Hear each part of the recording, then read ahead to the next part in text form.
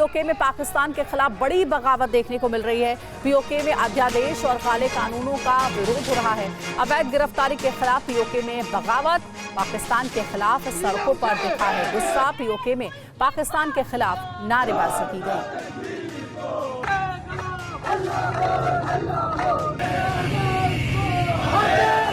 नीलम से, जफराबाद से, धोती से, जलंधरी से, कोट से, नीलम से।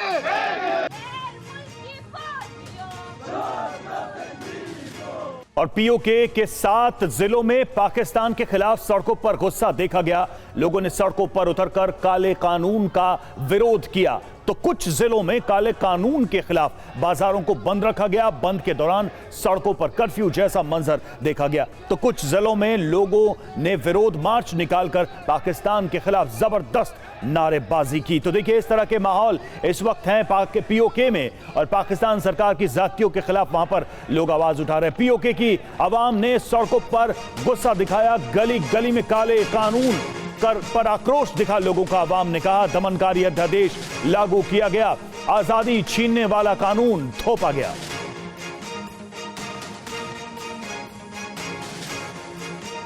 तो पाकिस्तान सरकार का पीओके की आवाज को दबाने वाला कानून अब उल्टा पड़ता जा रहा है। पीएम शहबाज और आर्मी चीफ आसिफ मुनीर ने इस विद्रोह को दबा पाने की भरपूर कोशिश की, लेकिन यह उनके लिए आसान साबित नहीं होगा। ऐसे में समझ लीजिए कि आखिर वो कौन सा काला कानून है जिसकी वजह से पीओके की आवाम भड़की हुई है, नाराज है, गुस्से में है। तो पीओके में नए तानाशाही कानून को अवाम दमनकारी बता रही है। पीओके के राष्ट्रपति से नए अध्यादेश की मंजूरी मिली है और इस कानून में जनता के अधिकारों को कुचलने वाले सख्त नियम बनाए गए हैं। क्या क्या है वो नियम, वो भी हम आपको बता रहे हैं। अध्यादेश के बाद पीओके में अब किन किन गतिविधियों पर पाबंदियां रहेंगी ये भी देख लीजिए। तो सार्वजनिक सभा, रैलियां, विरोध प्रदर्शन, भड़काऊ भाषण, हथियार, लाठी डंडों को लेकर चलने पर पाबंदियां लगा दी गई हैं। ये सारी पाबंदियां अब आयद होंगी पीओके में। और इस नए अध्यादेश में सख्त से सख्त सजा का प्रावधान किया गया है। पीओके की आवाम को परेशान करने के लिए दमनकारी और तालिबानी मॉडल को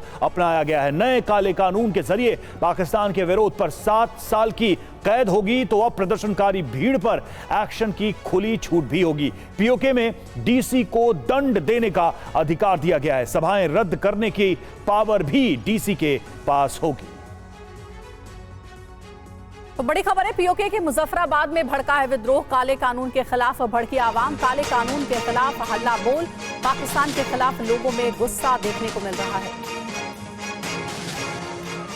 ये देखिए सड़क पर कैसे लोग उतरे हैं और अपनी आवाज बुलंद कर रहे हैं। विरोध प्रदर्शन की तस्वीरें अब आम हो चली हैं और ये पाकिस्तान सरकार के खिलाफ नारेबाजी हो रही है। काले कानून के खिलाफ हल्ला बोल मचा हुआ है और लोग दिन रात प्रदर्शन कर रहे हैं। मुजफ्फराबाद की तस्वीर है। काले कानून के खिलाफ यहाँ की आवाम भड़की हुई है। काले कानून के खिलाफ हल्ला बोल मचा हुआ है। पाकिस्तान के खिलाफ लोगों में भारी गुस्सा देखने को मिल रहा है।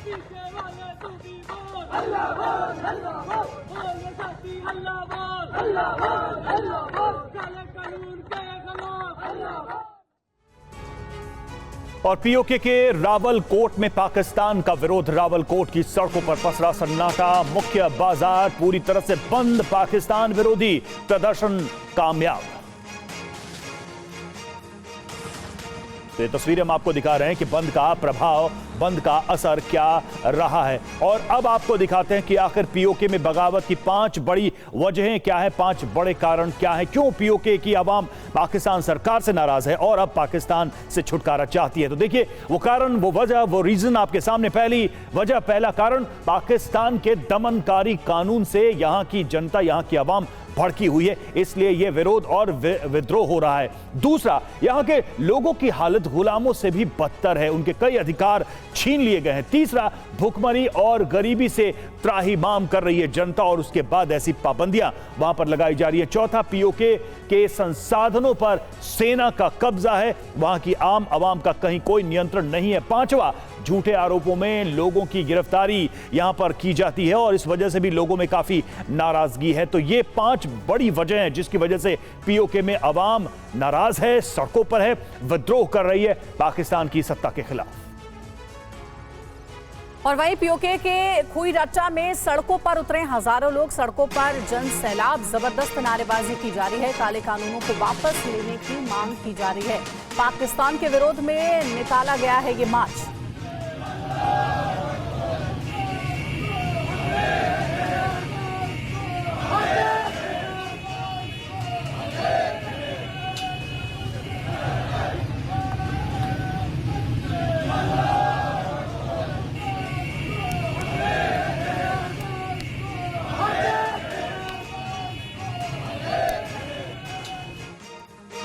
और वहीं पीओके के दतियाल में लोगों का गुस्सा, पाकिस्तान के खिलाफ लोग एकजुट। पीओके की आवाम चाहती है पाक से छुटकारा और लोग कैसे पाकिस्तान का विरोध जता रहे, इन तस्वीरों से साफ पता चल रहा है। जालिम से, नीलम से, आवाज दो, आवाज दो, आवाज दो, नीलम से, जालिम से, लकोट से, कलंदरी से, आवाज दो, आवाज दो। और वहीं पीओके के समहानी में आजादी की मांग। पाकिस्तान से आजादी चाहते हैं लोग। तानाशाही वाले अध्यादेश का विरोध किया जा रहा है।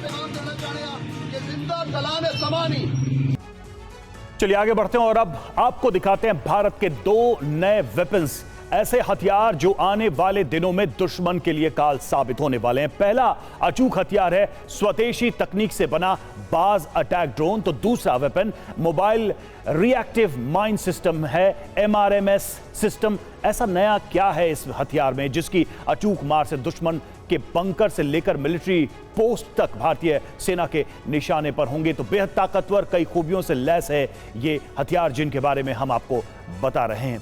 और अब आपको बाज अटैक ड्रोन सिस्टम की मारक क्षमता और ताकत के बारे में बताते हैं। यह दुनिया का इकलौता ड्रोन है जो रॉकेट लॉन्चर फायर कर सकता है।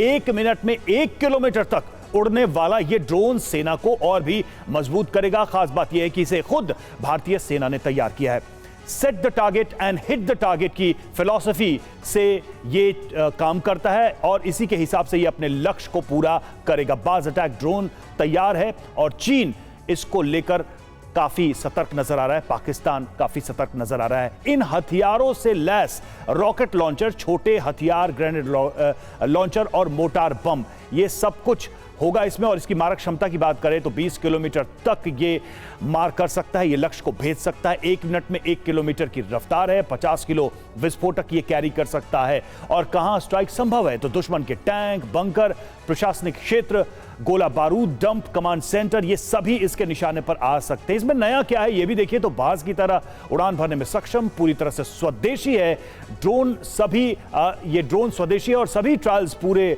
किए हैं इसने और ड्रोन H इसका डिजाइन है।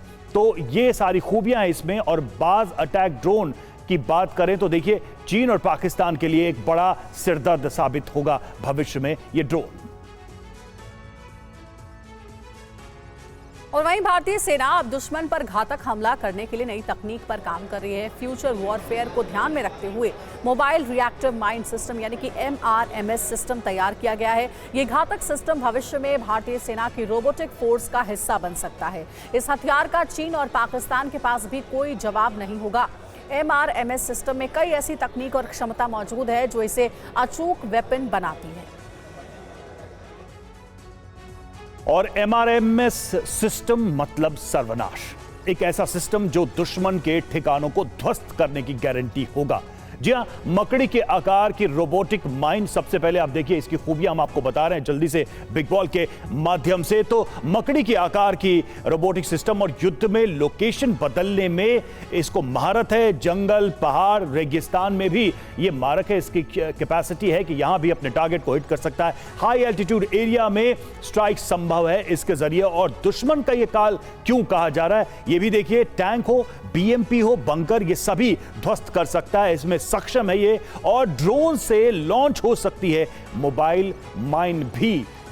कई सारी तकनीक, कई सारी खूबियों से ये लैस है। दुश्मन के ठिकानों पर हमले करने में भी ये सक्षम है। और इस तरीके से भारत की जो ताकत है, ड्रोन शक्ति है, उसमें एक बड़ी छलांग के तौर पर इसे देखा जा सकता। जी हां, तो पंजाब और हरियाणा के किसान एक बार फिर से दिल्ली कूच करने के लिए तैयार हैं। किसानों का एक जत्था आज शंभू बॉर्डर से दिल्ली की तरफ बढ़ने वाला। आज दोपहर 1 बजे किसानों का पहला जत्था आगे बढ़ेगा। किसानों ने भी पैदल कूच को सफल बनाने के लिए अपनी खास रणनीति तैयार की है। तो अंबाला से लेकर दिल्ली की सीमाओं तक सुरक्षा के चाक चौबंद इंतजाम किए गए हैं। किसानों के जत्थे को रोकने के लिए हरियाणा में पुलिस ने जगह जगह बैरिकेडिंग की है। वाहनों की तलाशी का अभियान भी जारी है इस सिलसिले में, और कोशिश यही की जा रही है कि ये मार्च आगे न बढ़ पाए। और बड़ी खबर है, शंभू बॉर्डर पर किसानों के दिल्ली कूच की पूरी तैयारी हो चुकी है। पहले जत्थे में 101 किसान दिल्ली कूच करेंगे। पैदल ही दिल्ली की ओर कूच करेंगे किसान। हर दिन एक जत्था शंभू बॉर्डर से निकलेगा। किसानों के जत्थे को हरियाणा में रोकने की तैयारी है।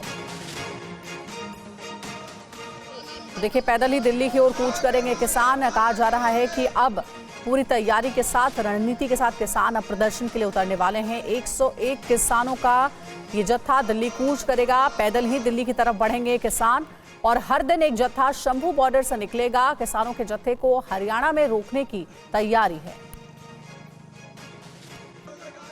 और शंभू बॉर्डर पर किसानों की तैयारी, भोजन का इंतजाम यहां पर किया गया है। किसानों ने लंगर तैयार किया है यहां पर कि जो भी लोग इस मार्च में शामिल हो रहे हैं उनके खाने पीने में परेशानी ना हो। तो देखिए, लंगर भी यहां पर लगाया गया है, तैयार किया गया है।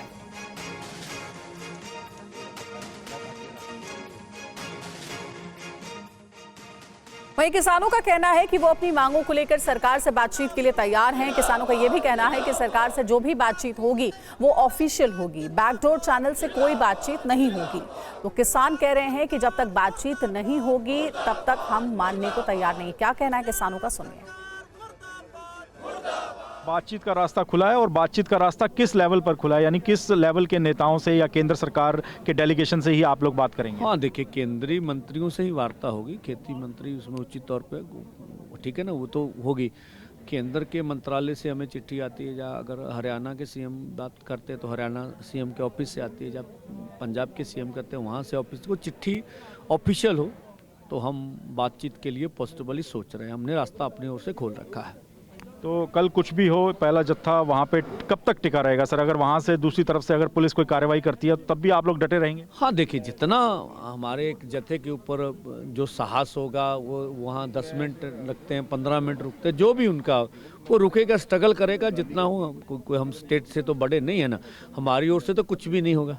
जो कुछ भी होगा उधर से ही होगा। लेकिन किसान कोई बल प्रयोग नहीं करेंगे, शांतिपूर्वक रहेंगे? बिल्कुल, किसान 100 आदमी क्या बल प्रयोग करेगा, है ना, कुछ भी। हम तो इस स्थिति में भी नहीं है। वहीं शंभू बॉर्डर पर किसानों से पुलिस की बैठक हुई, बातचीत हुई। किसान नेताओं से पुलिस ने मीटिंग की और उनसे वार्तालाप किया। अंबाला के डीएसपी ने किसानों को समझाया, किसानों को दिल्ली जाने की इजाजत नहीं, ये डीएसपी ने कहा। और चलिए अब आपको दिखाते हैं कि आखिर किसानों का पूरा प्लान क्या है, पूरी योजना क्या है इस मार्च की, इस कूच की। तो दिल्ली कूच पर किसानों का प्लान क्या है, ये देखिए। 101 किसानों का जत्था दिल्ली की तरफ कूच करेगा। पहली रणनीति तो ये है, पहला जत्था दोपहर 1 बजे दिल्ली के लिए रवाना किया जाएगा। वहां से मूव करेगा आगे के लिए, यानी शंभू बॉर्डर से। और आज 3 किसान नेता जत्थे को लीड करेंगे, यानी कि जो जत्था आगे बढ़ेगा उसमें 3 किसान नेता आगे रहेंगे।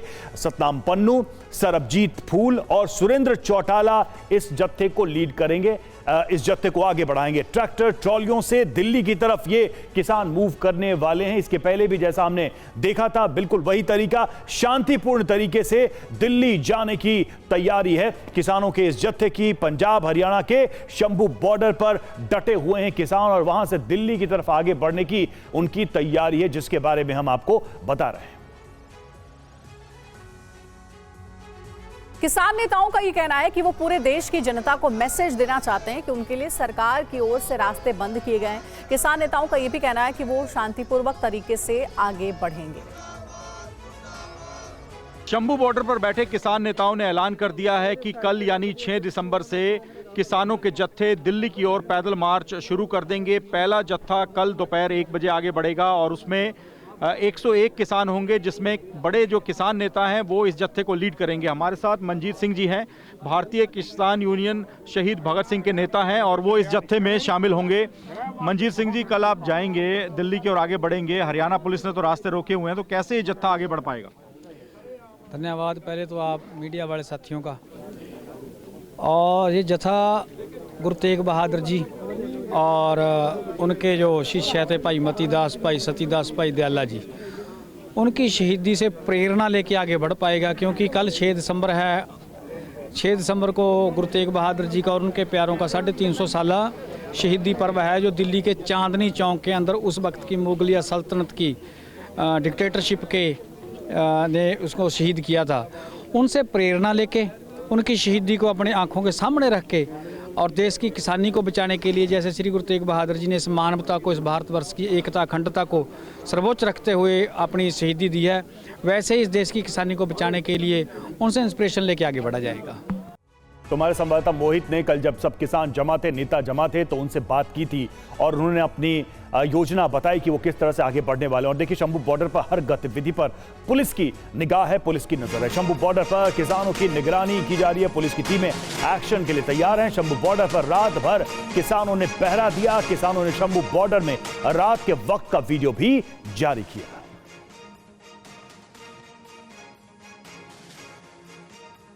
तो ये शंभू बॉर्डर की तस्वीरें हैं, रात की तस्वीरें हैं, जब हम आपको दिखा रहे हैं कि किस तरह से वहां पर पहरा दिया गया, निगरानी की गई किसानों के द्वारा। पुलिस की बैरिकेडिंग यहां पर है। किसानों का जत्था आज यहां से आगे बढ़ने की कोशिश करेगा, हालांकि अनुमति नहीं है दिल्ली की तरफ बढ़ने की। और अब आपको दिखाते हैं कि आखिर आज पंजाब के किसान संगठनों का दिल्ली कूच क्यों है और प्रदर्शनकारी किसानों की मुख्य मांगे क्या हैं, मुख्य रूप से वो क्या मांग कर रहे हैं। पहला, एमएसपी कानून की गारंटी की मांग है। दूसरा, किसानों का कर्ज माफ हो, ये किसानों के इस बार के आंदोलन की मुख्य मांग है। तीसरा, भूमि अधिग्रहण कानून 2013 लागू किया जाए। चौथा, किसानों से मुकदमे वापस लिए जाएं। और पांचवा, किसानों को 10,000 रुपए प्रति माह पेंशन भी दी जाए। फसल बीमा योजना का प्रीमियम सरकार दे और मृतक किसानों के परिजनों को सरकारी नौकरी दी जाए। नकली बीज पर सख्त कानून बनाया जाए और मसालों की खरीद पर आयोग का गठन किया जाए। भूमिहीन किसानों के बच्चों को रोजगार दिया जाए। तो ये 10 मांगे हैं किसानों की, जिसको लेकर आज दिल्ली कूच का प्लान है। और अगली खबर का रुख करेंगे एमपी के रतलाम से। खबर है जहां 3 नाबालिग बच्चों की पिटाई हुई है। सिगरेट पीने को लेकर बच्चों को चप्पल से पीटा गया। पिटाई के दौरान धार्मिक नारे भी लगवाए गए हैं। पिटाई का वीडियो वायरल होने के बाद प्रदर्शन मुस्लिम समाज के लोगों ने थाने का घेराव किया। पुलिस ने आरोपियों पर कार्रवाई का भरोसा दिया। और ये देखिए, 3 तस्वीरें आपको दिखा रहे हैं। सबसे पहले बच्चों की पिटाई होती है, बच्चों को बुरी तरह से चप्पल से पीटा जाता है, धार्मिक नारे भी लगवाए जाते हैं। और उसके बाद दूसरी तस्वीर में देखिए, मुस्लिम समुदाय ने थाने को घेरा है। थाने का घेराव करते हुए जो आरोपी है उसको सजा देने की मांग की है।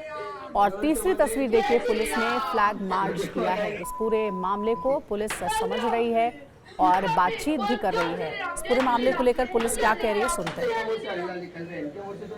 थाने में रिपोर्ट करने आए थे और जो रिपोर्ट करने आए थे उसमें कुछ वीडियो जो है वो जारी हुए, जिसमें एक व्यक्ति द्वारा 3 लोगों को बच्चों के साथ में मारपीट कर रहा है, जिस तारतम्य में प्रकरण पंजीबद्ध किया गया है। और इसके अलावा जो है जहां किसने अपलोड किया है और इसके अलावा जिनके द्वारा मारपीट की जा रही है, उसकी जो है पुलिस जो है तलाश कर रही है। शीघ्र हम उसको पकड़ लेंगे। और महाकुंभ को लेकर एनजीटी की बड़ी चेतावनी। प्रदूषित गंगा जल से स्वास्थ्य पर असर संभव है। एनजीटी ने कहा है, गंगा में सीवेज का बहाव तुरंत रोका जाए, करोड़ों लोगों के स्वास्थ्य पर असर पड़ेगा। प्रयागराज में 8 किलोमीटर तक नालों का पानी गिरने से रोकने को लेकर एनजीटी में दायर की गई थी याचिका। 50 नालों से गंगा में सीवेज गिरने के खिलाफ दायर की गई थी याचिका। मामले में अगली सुनवाई 9 दिसंबर को होगी। और पीयूष हमारे सहयोगी ज्यादा जानकारी के साथ जुड़ गए हैं। पीयूष, क्या जानकारी है इस पूरी खबर पर? बिल्कुल, देखिए, इस मामले में जो राष्ट्रीय अधिकरण है, हरित अधिकरण है एनजीटी, उसने ये कहा है कि प्रयागराज में गंगा नदी में सीवेज के प्रवाह को रोकने के लिए प्रभावी कदम नहीं उठाए गए। तो इसके चलते महाकुंभ मेले में जो लोग आ रहे हैं, करोड़ों तीर्थयात्री, उनके स्वास्थ्य पर असर पड़ेगा। दरअसल जस्टिस स्वतंत्र कुमार की अध्यक्षता में पहले इस मामले पर हरित अधिकरण ने कई आदेश जारी किए थे और उत्तराखंड से लेकर के पश्चिम बंगाल तक गंगा की सफाई को लेकर के राज्य सरकारों को काफी फटकार भी लगाई थी। लेकिन इसके बावजूद अभी तक ये स्थिति है कि गंगा पूरी तरह से साफ नहीं हो पाई और यही वजह थी कि 40 दिवसीय महाकुंभ मेले को लेकर के हरित अधिकरण ने चिंता जताई है और ये स्पष्ट किया है कि गंगा साफ नहीं है, ऐसी स्थिति में लोगों का स्वास्थ्य खराब होगा। जी शुक्रिया आपका पीयूष, पूरी जानकारी देने के लिए।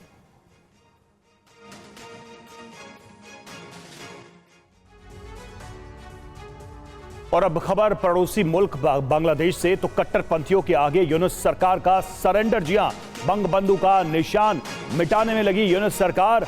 करेंसी से हटेगी शेख मुजीबुर रहमान की तस्वीर। ये बड़ी जानकारी देखिए बांग्लादेश को लेकर सामने आ रही है। लगातार बंगबंधु के प्रतीक चिन्हों पर हमले हुए, लेकिन अब एक बड़ी खबर यह आ रही है कि करेंसी से उनकी तस्वीर, उनका प्रतीक हटाने की तैयारी में है वहां की यूनुस सरकार।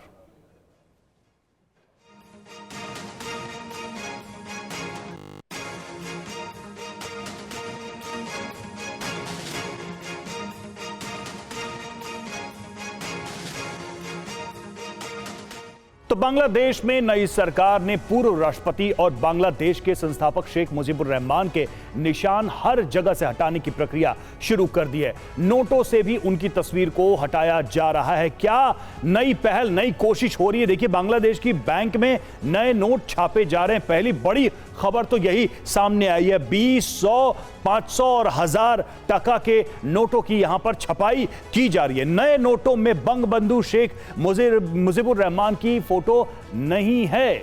सबसे बड़ी खबर और सबसे बड़ा झटका एक तरीके से यही है। जुलाई में हुए छात्र आंदोलन की झलक साफ साफ इसमें नजर आएगी और बंगबंधु शेख मुजीबुर रहमान की मूर्तियों को भी उसमें तोड़ा गया था और सार्वजनिक तौर पर उनकी मूर्तियों को अपमानित किया गया था। राष्ट्रपति भवन से पहले ही हट चुकी है मुजीबुर रहमान की तस्वीर और अब एक और पहल के वहां की करेंसी से भी उनकी तस्वीर हटाने की पहल शुरू कर दी है वहां की यूनुस सरकार ने। इसलिए यह सवाल उठ रहा है कि क्या यूनुस सरकार बांग्लादेश की सिर्फ और सिर्फ कट्टरपंथियों के इशारे पर काम कर रही है?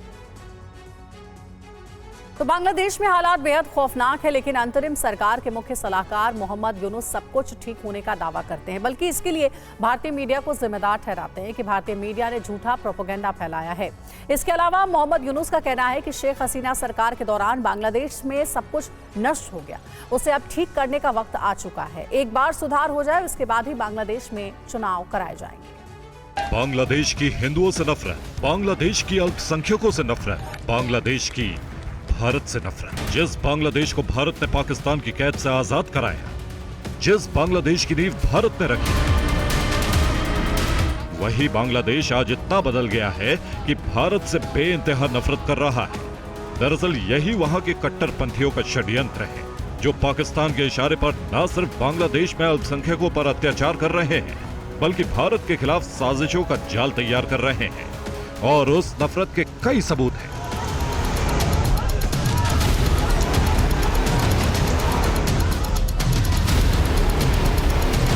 पहला सबूत हिंदुओं के घर जलाए जा रहे हैं। दूसरा सबूत इस कौम को बैन करने की कोशिश की जा रही है।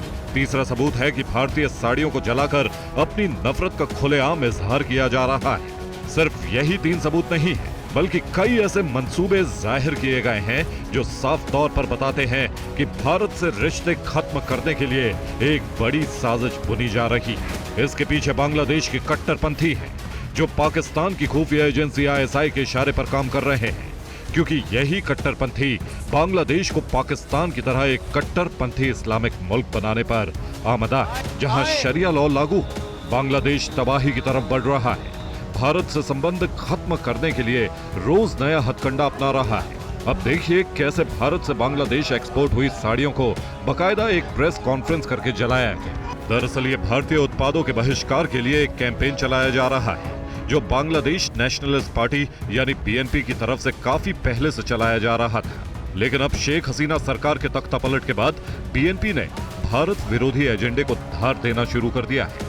बीएनपी के जॉइंट सेक्रेटरी रूहुल कबीर रिजवी ने प्रेस क्लब के सामने साड़ियों को कार्यकर्ताओं को जलाने के लिए कहा, जिसके बाद भारतीय साड़ियां जलाई जाने लगी। दरअसल बीएनपी काफी वक्त से इंडिया बॉयकॉट के नाम से कैंपेन चला रही है। वो शेख हसीना को भी टारगेट करती रही है, क्योंकि शेख हसीना भारतीय साड़ी पहनती थी। अब मोहम्मद यूनुस की सरकार में बीएनपी ने फिर से भारत विरोधी एजेंडे पर काम करना शुरू कर दिया है। बांग्लादेश बर्बादी के रास्ते पर बढ़ रहा है। वो दुश्मन और दोस्त का फर्क भूल गया है। आज भारत को नफरत की नजर से देख रहा है, जबकि पाकिस्तान में उसको दोस्त नजर आ रहा है और पाकिस्तान इसका फायदा उठाने की फिराक में है। सोशल मीडिया में लेखिका तस्लीमा नसरीन ने एक वीडियो पोस्ट किया है, जो पाकिस्तान का बताया जा रहा है। वीडियो पोस्ट करते वक्त लिखा है, जिन्होंने 30 लाख बंगालियों को मारा, जिन्होंने 2 लाख से ज्यादा बंगाली महिलाओं से रेप किया, जिन्होंने बंगालियों को धोखा दिया, आज उन हत्यारों, बलात्कारियों को गले लगाया जा रहा है। उन धोखेबाजों को दोस्त कहा जा रहा है। आज ये बांग्लादेश बर्बादी की तरफ बढ़ रहा है। जो वीडियो पोस्ट किया है उसमें पाकिस्तान बांग्लादेश को दोस्त बताकर एटम बम देने की बात भी कह रहा है। ये वही पाकिस्तान है जिसने बांग्लादेश में कत्लेआम मचाया था। अगर भारत ने मदद नहीं की होती तो बांग्लादेश कभी भी पाकिस्तान के चंगुल से आजाद नहीं हो पाता। लेकिन बांग्लादेश के कट्टरपंथी पाकिस्तान का गुणगान कर रहे हैं और पाकिस्तान दोस्ती का दिखावा कर रहा है। दरअसल यही पाकिस्तान की खुफिया एजेंसी ISI की चाल है। वो बांग्लादेश का रिश्ता भारत से खत्म कराकर उस पर कब्जा करना चाहता है और कट्टरपंथियों को इसी काम पर लगाया हुआ है। तभी तो भारत के खिलाफ जहर उगल रहे हैं। Bureau report, TV9 Bharatvarsh. करे कोई आंख उठाकर बांग्लादेश।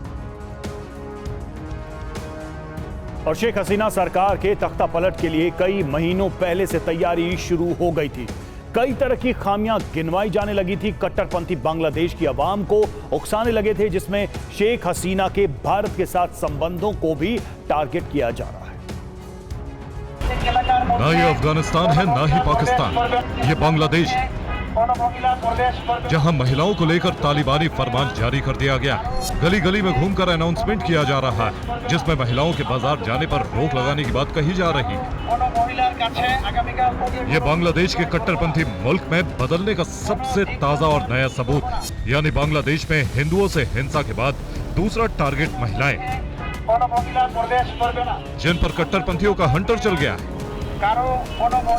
एक तरफ महिलाओं पर पाबंदी से कट्टरपंथी इस्लामिक मुल्क बनने की तरफ बांग्लादेश बढ़ रहा है, दूसरी तरफ पाकिस्तान से नजदीकियां बढ़ाकर भारत विरोधी साजिशें रची जा रही हैं। बांग्लादेश की अंतरिम सरकार ने फैसला लिया है कि अब पाकिस्तानी नागरिकों को वीजा में ढील दी जाएगी। अब वो बिना सिक्योरिटी क्लियरेंस से बांग्लादेश पहुंच सकते हैं।